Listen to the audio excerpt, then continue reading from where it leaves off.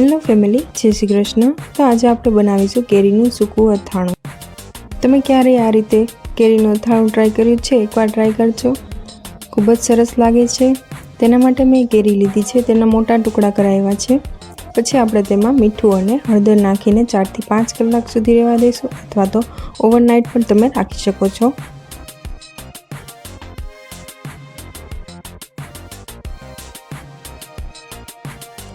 કેરીનું પાણી છૂટું પડી જાય પછી આપણે તેને સૂકવી લેવાની છે। સૂકવવામાં 4 થી 5 દિવસ પણ થઈ શકે છે। જો તડકામાં રાખો તો 3 થી 4 દિવસમાં પંખા હેઠે પણ રાખી શકો છો।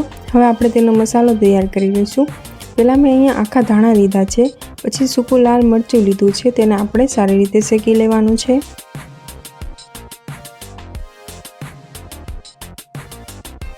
મસાલાને આપણે શેકીને જ લેવાના છે।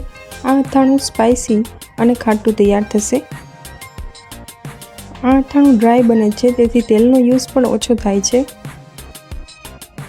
શેકાઈ ગયું છે, હવે આપણે તેને કાઢી લઈશું। હવે આપણે જીરું, મેથી દાણા, રાઈ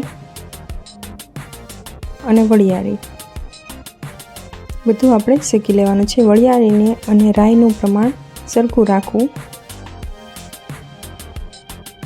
હવે આપણે તેને ઠંડુ થાય પછી ગ્રાઇન્ડ કરી લેવાનું છે।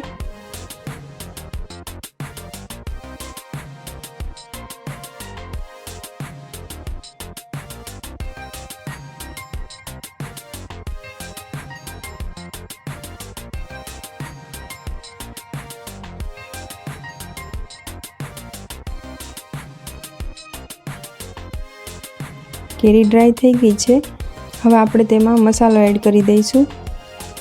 મીઠું, લાલ મરચું પાવડર અને હળદર અને દળેલો મસાલો। તેલ આપણે થોડું થોડું એડ કરવાનું છે। કેરીમાં સરખી રીતે મસાલો કોટ થાય તેટલું જ તેલ એડ કરવું।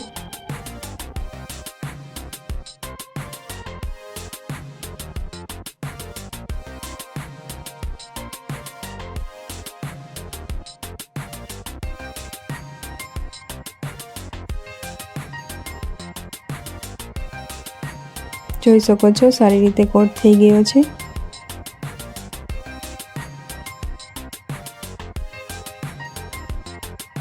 તૈયાર છે સ્પાઇસી ટેંગી કેરીનું ડ્રાય અથાણું। હવે તમે કોઈ પણ ડ્રાય જારમાં તેને ભરી શકો છો। જો તમને મારી રેસીપી પસંદ આવતી હોય તો લાઈક, શેર અને સબસ્ક્રાઈબ કરજો। થેન્ક યુ મારા વિડીયોને જોવા માટે।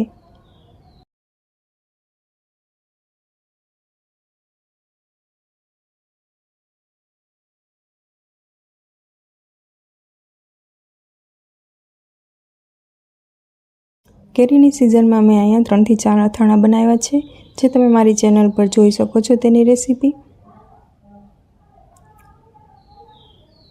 એક આ કેરીનું ડ્રાય અથાણું છે, પછી કેરીનું લસણવાળું અથાણું છે, પછી બજારમાં જે આપણે મિક્સ પિકલ મળે છે તે બનાવ્યું છે, ગાજર, લીંબુ અને કેરીનું અને ખાટું મીઠું।